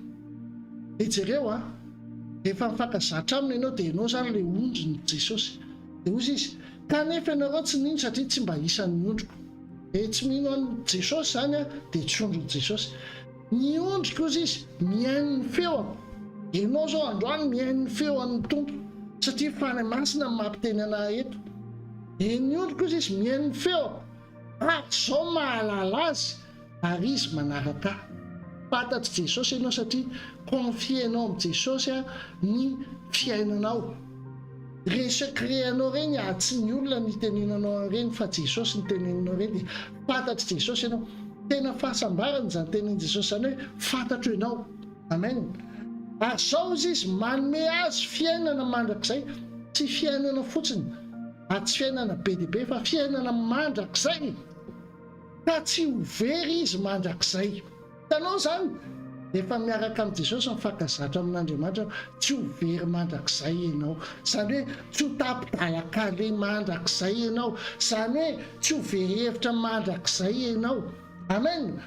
Ary tsy hisy andrombaka azy amin'ny tanako. Amen. Hitanao zany tsy hisy andrombaka anao amin'ny tanan'ny Tompo rehefa mifankazatra aminy ianao. Alleluia. Alefosy alefa fahavalo, alefosy herin'ny fahavalo, fa ianao efa nomeny hery anitsaka maingoka sy minarana, ary tsy hisy andrombaka anao eo ampelantanan'i Jehova satria ianao miaino ny teniny, ianao mifankazatra aminy, ary ny herin'ny fanahy masina, ny fanahy masina ao aminao. Alleluia. Zay mahatonga ny hoe mivavah ary aza mitsahatra. Alleluia. Alleluia. Tadio fa zay miserasera amin'Andriamanitra, zay mahay miserasera amin'Andriamanitra, zay mitady an'Andriamanitra dia tsy fon'Andriamanitra. Amen. Salamo 5:10, Salamo 5:10 miteny hoe ary atoky anao izay mahalala ny anaranao, fa tsy fonao izay mitady anao Jehova. Amen. Mila fantatrao ny anarany, mpamonjy ny anarany. Alleluia. Ary tsy fonao izay mitady anao Jehova. Raha ianao mikatsaka an'Andriamanitra, tedavo izy dia mbola hita, fa tsy fony ianao, tsisy afaka andrombaka eo ampelantanany ny fiainanao. Alleluia. Zany atao hoe mivavaka. Zany mivavaka zany hoe mampiseho tarehiny am-piangonana fotsiny, na hoe mampiseho amin'ny olona hoe za mivavaka be, tsia. Zay natao hoe mivavaka mifankazatra amin'ny tsy tonga. Amen. Mahafantatra an'Andriamanitra, mahafantatra ny sitrapon'Andriamanitra, zany atao hoe no mivavaka. Alleluia. Katsao azao rehefa katsahantsika izy Jeremia 7:20, rehefa katsahantsika izy dia hitatsika. Ary hitady ahy ianareo dia ho hitanareo aho Jehova, raha katsahanareo amin'ny fonareo rehetra. Amen. Io fonao io zany katsaho Andriamanitra amin'io fonao io, taty amin'ny saina fotsiny, taty hoe sahirana dia hitady an'Andriamanitra, na hoe zao dia hitady an'Andriamanitra, fa any amin'ny fonao lalina mihitsy tena te hitady an'Andriamanitra, tena te hifankazatra amin'ilay tsy toa, tena te hiresaka amin'ny Jesosy. Amen. Zay natao hoe mivavaka. Hiditra eto amin'ny fifadikanana satria ile tele hoe vavaka sy fifadikanana. Be dia be no tsy mahatakatra le fifadikanana. Tendray hoe hifadianana koa dia rehefa tapitra le fifadikanana dia andeha hifety hisotro labiera satria tapitra ny fifadikanana. Misy fomba-pivavahana zao manao an'izany. Misy koa hoe hifadianana nefa tsy hainao hoe inona ny antony hifadianao aminy. Ahoana ny fomba hifadianao aminy? Le izy tsy mandeha araka ny fomba n'olombelona antsika, fa mandeha araka ny fomba n'Andriamanitra. Alleluia. Fantatrao hoe dikan'izany fifadikanana zany, inona ny antony hifadianao aminy? Misy zavatra foana, zavatra anankiray ohatran'izao efa niseho teo amin'ny fiainanao angamba izay, hoe miteny ianao eo amin'ny fianakavianao eo ianao dia miteny ianao fa tsisy mpieny. Azonao ao anaty fianakaviana ianao dia miteny ianao fa tsisy mpieny. Dia ohatran'izay le hoe mivavaka ianao fa indraindray ianao tsisy mpieny. Satria manino? Satria tsy asianao fifadikanana le izy. Amen. Ny antony fifadikanana dia mba hoenin'Andriamanitra ny feo anareo any amin'ny avo. Amen. hoen'ireo anjely reo any amin'ny ara-panahy ny feo anao, hoen'ny fahavalo ny feo anao. Mahatonga fahavalo miteny hoe Jesosy fantatro, Paoly fantatro fa iza moa nareo. Jesosy mpifady anina, Paoly mpifady anina, enao koa mila mpifady anina. Raha tianao horeny feo anao, raha tianao anaka-danitra ny feo anao, tsy milelalela kory nahatongavan'ny feo anao any an-danitra any. Tsy hoe miteny mafy be anao, aleloia mafy be amin'ny anao rehetra, tsy izany ny ahatongavan'iny any an-danitra any, fa eo amin'ny fifadikanana. Ary jerevo ny tenin'Andriamanitra anamarinana an'izay. Isaia 40:5-4. Indro ny ady sy fanditra ny antony ifadianareo ary ny ameliny tontondro ny faratsiana. Dikany hoe le ady mifaditra io le hoe za mifady anina nareo tsy mifady anina, za vita vaksiny nareo tsy vita vaksiny, za mivavaka nareo tsy mivavaka, zay le hoe mifanditra tandremo. Izao fifadianareo izao dia tsy andrenesana ny feo anareo any amin'ny avo. Amen. Raha tianao hore zany ny fifadikanana ataonao, misy fomba fifadikanana atao ahafahana hoe ny feo anao re any amin'ny afo. Ny anton'le fifadikanana zany dia mba hore ny feo anao any amin'ny afo. Amen. Ary ahoana ny fomba ifaditsika any? Eo amin'ny Isaia 58 antsika. Alleluia. Tsara ny tompontsika. Teneny namanao hoe tsara ny tompontsika na aminao ihany hoe orfanako, tsara ny tompo. Alleluia. Androany matsy ianao mba mahafantatra ny secret amin'ny fifadikanana. Amin'izay ianao tsy tenenina hoe tsy ho kibe anao io no ataonao voalohany. Alleluia. Tsara ny tompo e. Eo 5. Moa fifadiana toy izany va ny akasitrahako ny tompo. Dia jereo tsara ny fifadikanana akasitrahan'ny tompo. Fa ozy izy hoe mantany zany tompo, dia andro ampahorian'ny olona tena. Zany hoe ianao zany amin'ny hevitra hoe ataonao izay mampahory ny tenanao. Zany ve ny akasitrahan'Andriamanitra? Ny ampiondrika ny lohany tahaka ny zorizoro, tsy hamelatra lamba fisaonana raha andavenina ho fandriny. Zany ve ny akasitrahan'Andriamanitra? Moa izany va nataonao hoe fifadiana sy andro akasitrahan'Andriamanitra? Jereo fa miaraka ireo fifadikanana sy andro akasitrahan'Andriamanitra. Miaraka ireo satria le andro akasitrahan'Andriamanitra ina ny antony? Satria re any an-danitra any ny feo anao. Io vavaka ataonao io raha tianao tonga any an-danitra horen'Andriamanitra, akasitrahan'Andriamanitra ny feo anao, mifady anina ianao, mivavaha ianao dia mifady anina. Alleluia. Dia rehefa mifady anina ianao dia izao ny fomba fanaovana anazy. Tsy le hoe mampijaly tena dia mitanondrika izaho mifady anina, tsy izay. Fa izao. Tsy izao ve ozy izy? Eo amin'ny 5. Tsy izao va ny fifadiana izay akasitrahako, dia ny amahany fatorany faratsiana. Amen. Raha misy zavatra zany dia vao fotoanany délivrance na aminao na amin'ny hafa. Zay mahatonga ny hoe ianao manao délivrance mivavaka ho an'ny hafa, mila mifady anina ianao fa tsy hoe ianao ary ny kibonao tsy vitanao ny mamifehy ny kibonao dia andehanao délivrance any ianao, tsia. Ireo tsara. 5. Dia ny amany famatorany faratsiana, dia anaboraka ny fehiny zoka. Ny olona misy zoka, vao ny olona misy zoka. Alleluia. Tsy andefa ny ampahoriana ho afaka. Alleluia. Raha anapatapaka ny zoka rehetra. Zany hoe misy zavatra vahanao zany eo. Misy famelan-keloka mila ataonao ao. Mila fanampiana ny olona dia ampio. Efa mifady anina ianao dia zany nataonao. Zany nakasitrahan'Andriamanitra. Dia eo koa amin'ny 7. Moa tsy nizara ny nofinao aminao na va? Amen. Matoa ianao mifady anina dia midana rehefa mifady anina manaova sakafo tsara tarehy be mihitsy. Fahazahoany iny fandana omeo aminao. Alleluia. Fa tsy hoe mifady anina dia za tsy vidy KFC na tsy vidy McDo. Amin'ny fifadikaniny mihitsy dana avy dia ndana omeo aminao. Alleloia.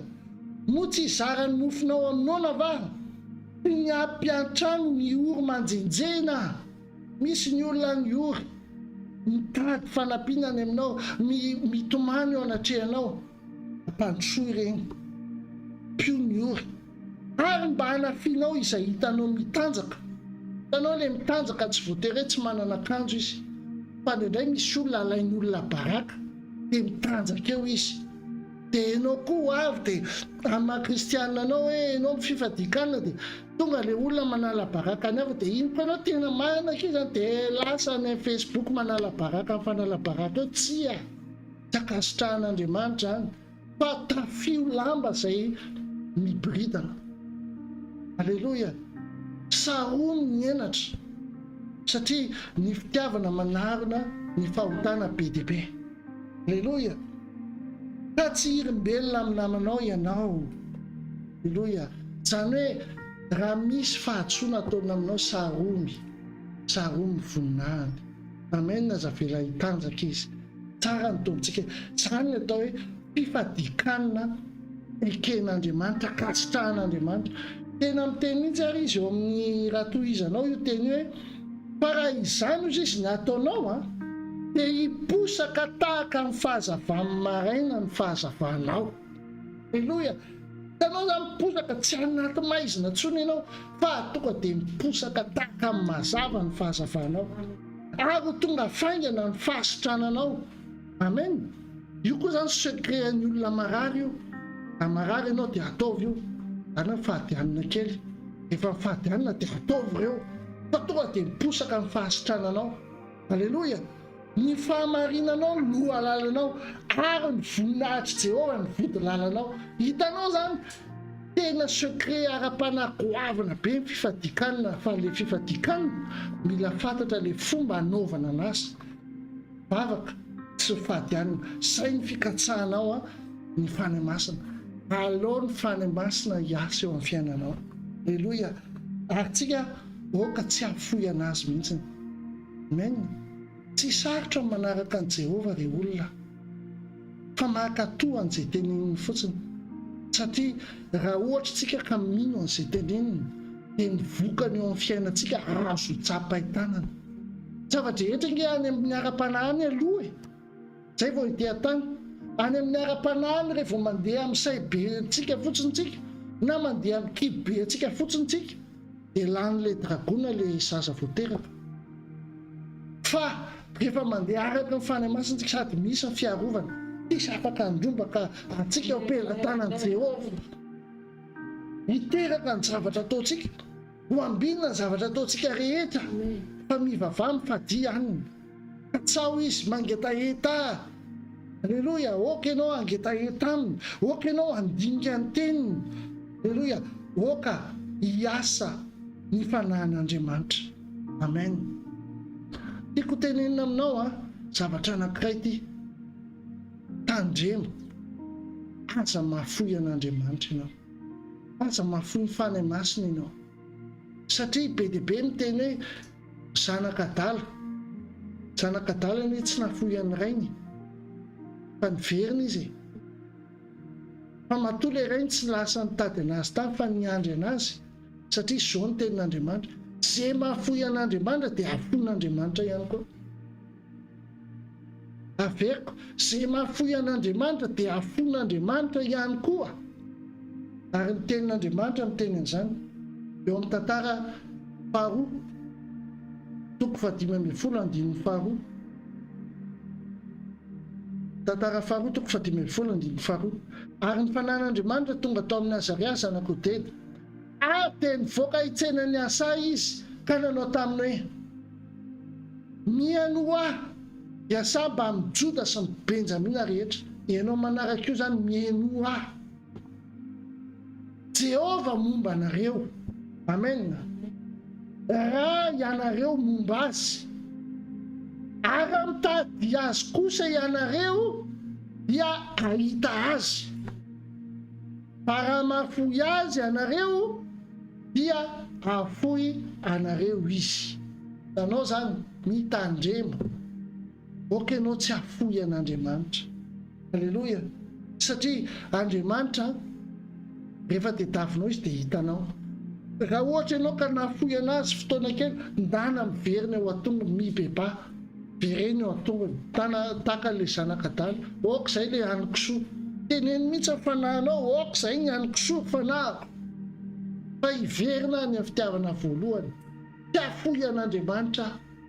Alleloia. Satria rehefa mitady azy ianao dia hita soa. Dia izy fotsiny hitanao fa Andriamanitra miaraka amin'ny fahasoavana. Amen. Mila ianao mino an'izany. Mila ianao akasitrahan'Andriamanitra ny zavatra ataonao. Hébreu 11:6. Hébreu 11:6. Fa raha tsy amin'ny finoana izy dia tsy misy azo atao azahoana sitraka aminy. Mino fa misy izy e. Fa izay manatona an'Andriamanitra dia tsy maintsy mino fa misy izy. Amen. Sady mpamaly soa izay mazoto mitady azy. Alleluia. Mahazo to mitady an'Andriamanitra. Rehefa resaka hoe ndao hivavaka, ndao hivavaka. Avela hoany zavatra etra zay zavatra etra mandalo fotsiny eto amin'ity fiainana ity. Fa ny zavatra mandrakizay azahoana fiainana mandrakizay, fiainana be dia be manomboka eto an-tany ka hatrany an-danitra. Tedavo ny fanahy masina, tedavo Andriamanitra hiara-dalana aminao. Amen. Azahoanao soa, hitanao soa, tsy hamelanao irery izy. Ohatra ianao hiteny mihitsy tahaka ny teny Davida amin'ny Salamo 3:9. Salamo 63. Andriamanitra ianao, Andriamanitra, mitady anao fatratra aho, mangeta entanao ny fanahy, maniry anao ny nofoko ary ny tamimaina sy mangetana tsy misy rano. Ohatra ianao hiteny anazy mihitsy, mangeta entanao Andriamanitra, mitady anao ah. Alleluia. Nina fa raha izany nataonao tena iravoravo ianao eo amin'ny tompo. Iravoravo ianao satria sady hita soa ianao, hiteraka ny zavatra rehetra eo amin'ny fiainanao. Amen. Alleluia. Ohatra izay teneniko eo amin'ny fanahinao. Rehefa mitady azy ianao dia fantatro fa rehefa hitady azy ianao dia hitanao izy. Fa amin'ny fonao iray manontolo tediavana anazy. Androany ianao vity toro-teny ity, nana mbola mitady ny tavany tompo. Tsahako ianao, tiako ianao Andriamanitra. Eno le hira fiankofana faran'izay tianao ka tsaho Andriamanitra. Dia hiteny fanahinao ianao hoe ary miravoravo amin'ny Jehovah ianao fanahy. Eo amin'ny Salamo 7:70. 7:30 azafady 9:4. Psaume 37:4. Anao tahaka ny Davida ary miravoravo amin'ny Jehovah ianao fanahy, dia omeny anao izay irin'ny fonao. Inona ny irin'ny fonao androany? Ndana miravoravo amin'ny Jehovah, ndana katsao ny tavany, ndana jerevo ny teniny, apiaro ny teniny eo amin'ny fiainanao, atsoy le sazy famara-panahy, asao ny fanahy masina eo amin'ny fiainanao, ankino amin'ny lalanao ary matoky azy. Alleluia. Eo amin'ny 37:5. Ankino amin'ny Jehovah ny lalanao ary matoky azy fa ho ataony tanteraka. Amen. Ho tanteraka aminao zany ene. Ho tanteraka aminao fiterahana. Amen. Ho tanteraka aminao fiterahany soa eo amin'ny fiainanao. Hitanteraka aminao fiterahany vahaolana eo amin'ny fiainanao. Nino nangatahanao amin'ny anaran'i Jesosy. Ho azonao zany izay irin'ny fonao rehetra. Alleluia. Ho ataony tanteraka, omeny anao. Fa ohatra ianao iravoravo aminazy, ohatra ianao anaraka izay teneniny, atao fotsiny izay teneniny. Na mety ho azonao azy fa atao fotsiny izay teneniny. Dia ho hitanao fa Andriamanitra mahatoky izy. Izy angeny nanao ny fiterahany, tsy apiteraka ve izy? Amen. Izy namorona ny hoe zavatra tsy misy makany amin'ny misy. Rien n'est impossible à Dieu. Rien n'est impossible à ceux qui croient. Rehefa manana finoana ianao, hainao atao zavatra rehetra. Rehefa mahatoky an'Andriamanitra, hain'Andriamanitra atao zavatra rehetra. Ary izay mihitsy moa mahatonga Salamo teneniko nareo dia Andriamanitra ny nareo, satria silan'Andriamanitra, zanak'Andriamanitra ianao. Amen. Tsisy atohatra anao, tsisy dragona hihinana an'ilay zanakao voalatsaka ho teraka eo. amen. Raha ianao tena miasa mafy, isy vokany eo amin'ny fiainanao. Alleloia. Tsisy afaka haka ny vokatra iny satria arovan'Andriamanitra amin'ny tanany mahery ianao, anak'Andriamasina ianao, raha mifakazatra aminy ianao, raha tsy mahafoy azy ianao. Amen. Asao ny fanahy masina eo amin'ny fiainanao dia faly ahitenanao. Raha izany no ataontsika dia hiara-kalaza isika. Alohan'ny hataperan'ity volan'ny fiterahana ity, dia efa hiteraka be dia be ianao. Amen. Hiara-kalaza isika. Amen. Araka ny teniny amin'ny Salamo fa 4:7 hoe miara mankalaza ny Jehovah amiko, aroka hiara manandratra ny anarany isika. Mitady an'i Jehovah aho dia mamaly ahy izy ka manafaka ahy amin'ny tahotra rehetra. Amen. Mijery azy ireo ka miramirana sady tsy mangahy ahy ny tavany. Jereo tsara raha toeranao ty, satria toerako ty androany. Dia izao no tenenin'ny fanahiko. Oka izay koa no tenenin'ny fanahinao amin'Andriamanitra. Eo amin'ny 5, ity olo-mahantra dia niantso, dia niaino Jehovah ka namonjy azy tamin'ny fahoriany rehetra. Amen. Niaino Jehovah, mpamonjy Jehovah tamin'ny fahoriana rehetra. Niantso tsika dia namaly izy. Nitady tsika amin'ny fotsika rehetra dia namaly soa izy eo amin'ny fiainantsika.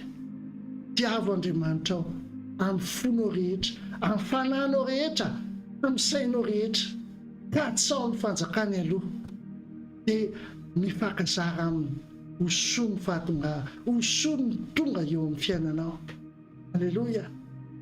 Faly amin'ny teninao androany an'izay vaovao tsara avy any an-danitra izay ho anao. Raisinao ty teny androany ty, raisinao ty toriteny androany ty, ary ampiaro eo amin'ny fiainanao. Alleloia. Ary zay teny aminao sy teny amin'ny fanahiko hoe entiko fahasoavana sy famindrapo no hanaraka atsika amin'ny andro rehetra iainantsika, ary toetra ao an-tranon'i Jehovah andro lavitsika. Amen. Amin'ny fitiavana be dia be, oka ny fanahy masina hiasa, avelo ny fanahy masina hiasa eo amin'ny fiainanao. Amen. Tahin'Andriamanitra tsika rehetra.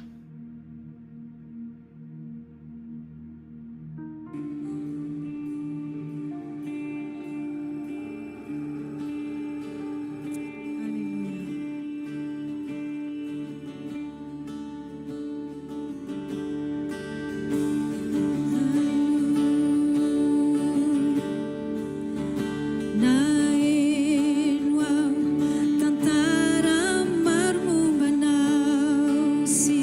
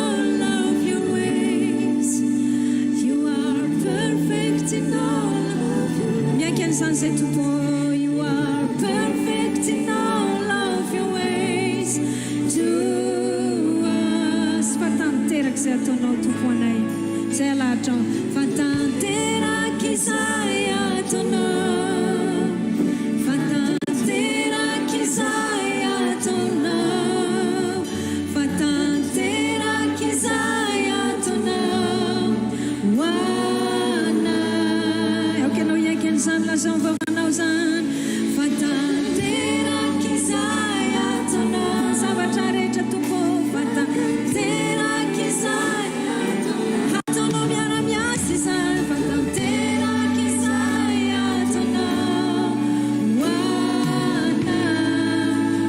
Marina mihitsy zany tompo, fa tanteraka izay ataonao, fa tanteraka izay ataonao. Na tsy takatry ny sainay aza, tanteraka izay ataonao ho anay. Na tsy foana mankataka akory ary zay dia fantatrao sy ilainay. You're a good, good father. It's who you are. It's who you are. It's who you are. And I'm loved by you. It's who I am. It's who I am. It's who I am. Right, Sarayana, Sarana, Sarana. Sai mais não, arisão de ti não, se não,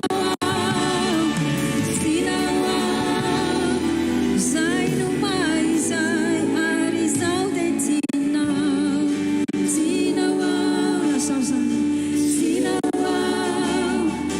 sai mais, arisão de ti não, se não, resta no fitiavan tupanão, se não. Sai no mais, arisão de ti não, se não e sai no mais, fa tanteraka izay ataonao, fa tanteraka izay